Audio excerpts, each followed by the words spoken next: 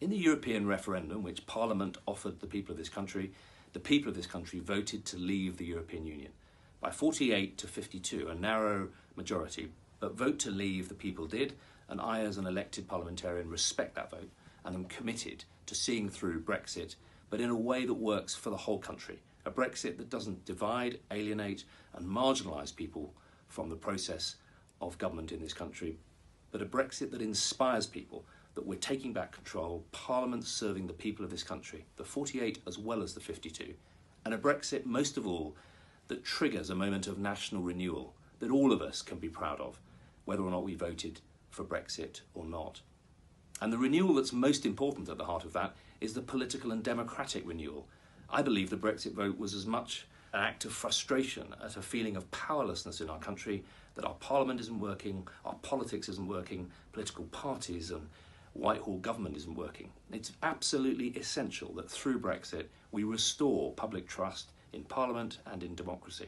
Clause 9 is the bit of the European Withdrawal Bill that gives government powers that Parliament has never before given, or not for hundreds of years. The Amendment 7 was an amendment to make sure that those powers, which we understand the government needs, are only exercised when Parliament has approved our withdrawal from the European Union in the Withdrawal Bill that the Prime Minister has rightly and importantly promised Parliament will have.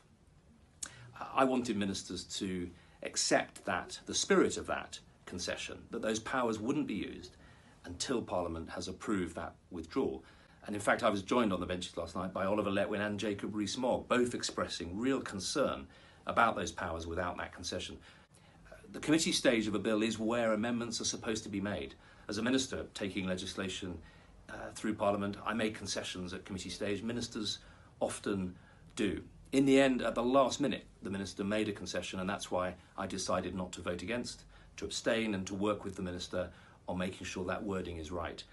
I back the Prime Minister, I back the government in trying to negotiate a sensible Brexit deal, and it's important that Europe knows that Parliament is prepared to see this through.